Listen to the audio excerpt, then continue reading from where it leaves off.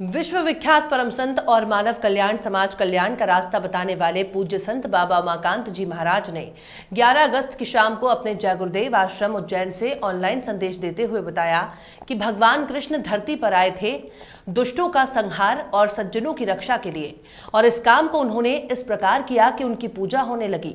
लेकिन मुक्ति और मोक्ष के लिए उन्होंने भी समृद्ध गुरु की महिमा का वर्णन किया। तो आप ज़्यादा इतिहास की तरफ अपने को नहीं जाना है, लेकिन मोटी बात आप ये समझो कि जो कृष्ण का काम था वो उन्होंने किया, और ऐसा काम किया उन्होंने कि जिससे उनका नाम हो गया, उनकी कीर्ति हो गई, उनकी पूजा होने लग गई। तो क्या काम किया उन्होंने?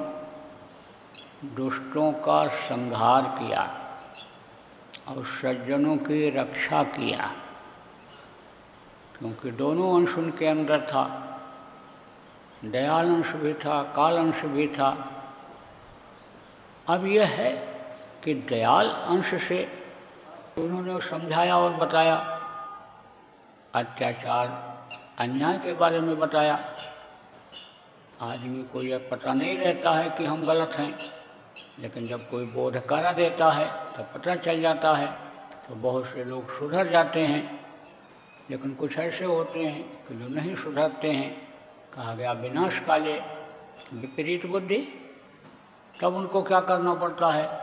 जैसे भगवान राम ने रौद्र रूप धारण किया था, उठा लिया था धनुष, और लक्ष्मण से कहा था कि लक्ष्मण बाण सराहो बिन भय हो न प्रीत। यानी कहा उन्होंने कि जलवाने नहीं, इसे समुद्र नहीं मान रहे हैं, गए 3 दिन बीत गया, नहीं मान रहे, धनुष को उठा लो। तो अब आप ये सुन लो, भय भी हो न प्रीत।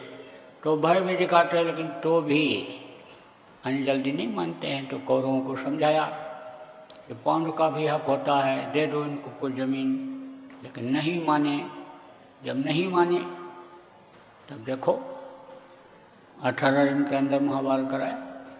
श्री कृष्ण को दिलाया, पांडवों को दिलाया। अर्जुन धनुष नहीं उठा रहे थे, लेकिन तब उनको अपना परिचय अर्जुन को देना पड़ा। लेकिन बाहर से हमारे मनुष्य के शरीर में थे, कैसे परिचय होता? तब कहा बैठो, आंख बंद करो, अब ध्यान लगाओ। और दिव्य दृष्टि तीसरा जिसको कहा गया, तीसरी आंख जिसको कहा गया, उसके सामने जीवात्मा के ऊपर जो मैल जमा थी, कर्म जमा थे, उसको जब उन्होंने हटाया और दिव्य दृष्टि उनकी खुली, तब अर्जुन ने कहा अरे ये तो सब मरे पड़े हुए हैं, हमको तो निमित्त बनना है। तो धनुष को उन्होंने उठाया था।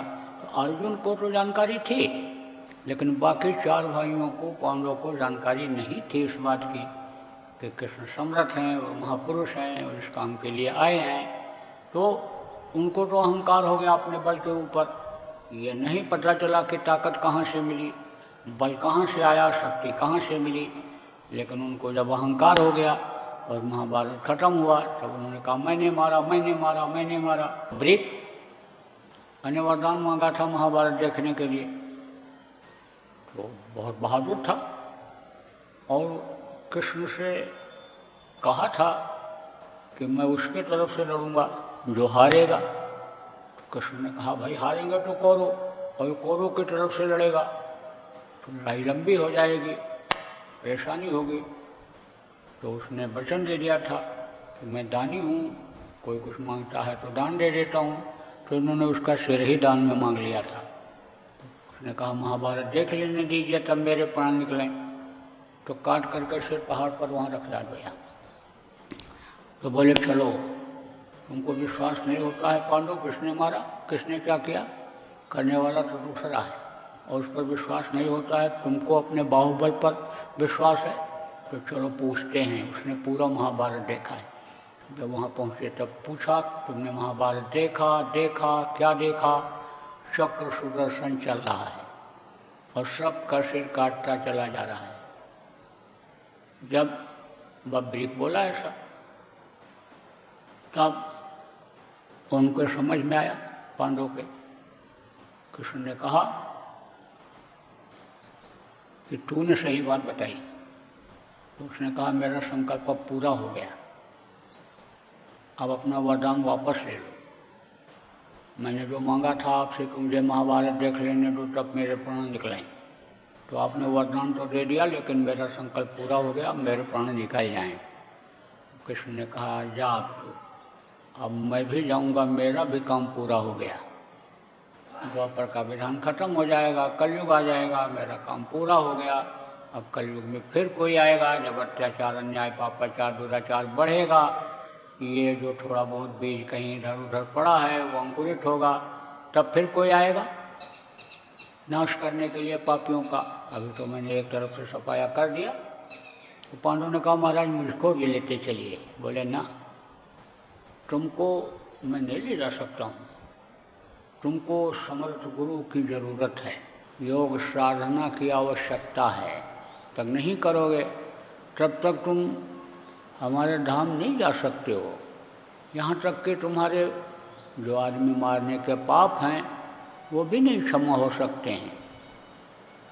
तो गीता के 4थे अध्याय में 34वें श्लोक में यह बात मिलती है कि उन्होंने कहा कि समर्थ गुरु के पास जाओ, ऐसे गुरु के पास जाओ तत्वदर्शी जो हूँ, आत्मदर्शी हूँ, जिनको आत्मा परमात्मा का पता हो, जो उस परमात्मा को देखते हों, उनके पास तुम जाओ और उनसे खुश हो करके, उनको खुश करके और रास्ता लो और भजन करो, तब तुम पार हो पाओगे।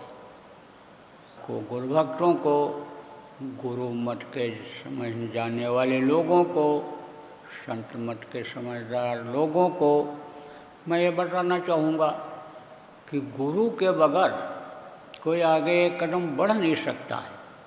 और जितने भी लोग आए सब लोगों ने गुरु किया।